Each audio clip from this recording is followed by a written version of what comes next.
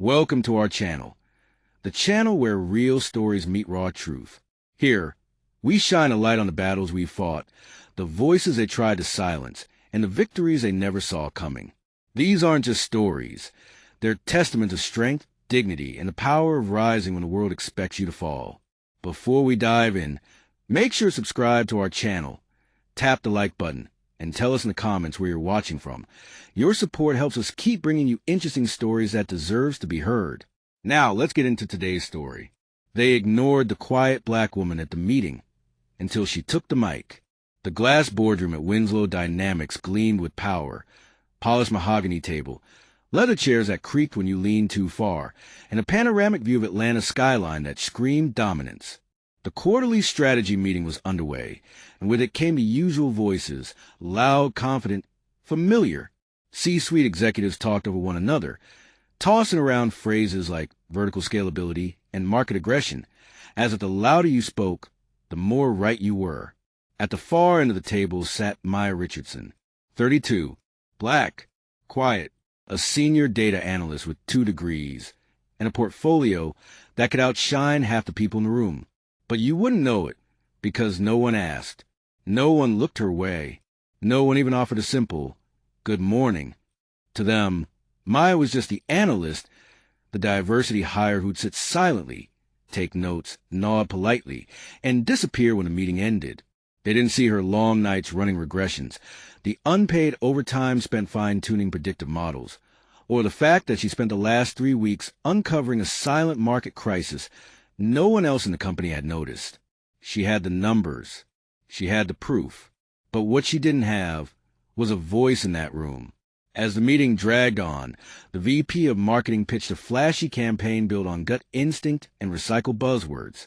The CFO followed with a revenue forecast based on best-case assumptions. The room nodded, smiled, applauded. Maya sat still. Her fingers tightened around her pen.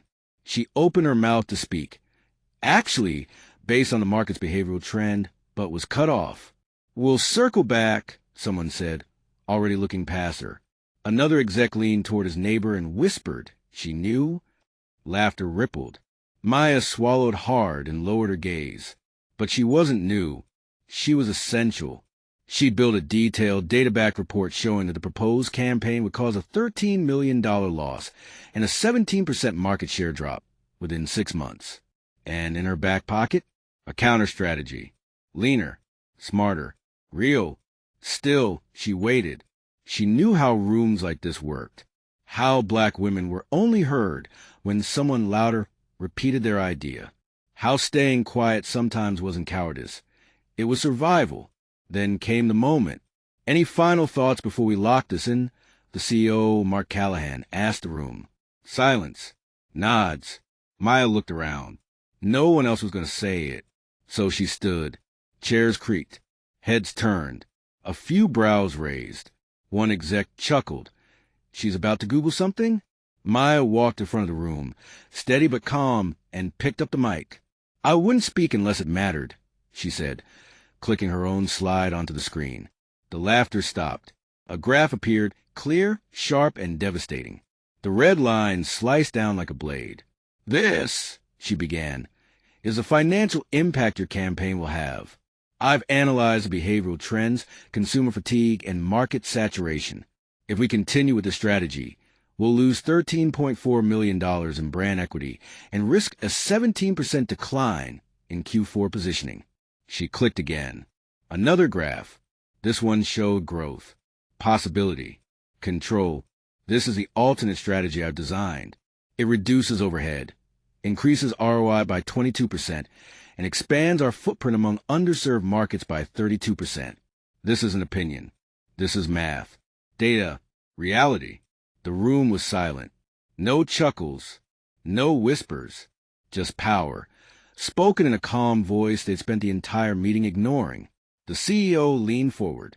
"Who ran this model?" Maya met his eyes. "I did, on my own time, because I knew no one would ask." Mark cleared his throat. "We need to review this." "No," Maya said, voice unwavering. "You need to listen to what's already been reviewed. Just because you didn't hear me before doesn't mean I was silent. The room shifted. Something changed in that moment, not just for Maya, but for every black woman watching from the sidelines of their own boardrooms, waiting for a mic that never came. That day, Maya's model replaced the original campaign. Within 3 weeks, the pivot paid off. Stock ticked upward.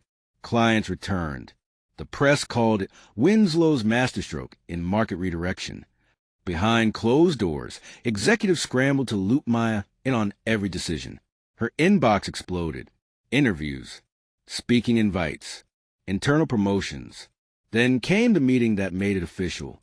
Mark Callahan called her into his corner office. The same man who barely looked her way 3 weeks ago. "Maya," he said, "we'd like to offer you the director strategy role.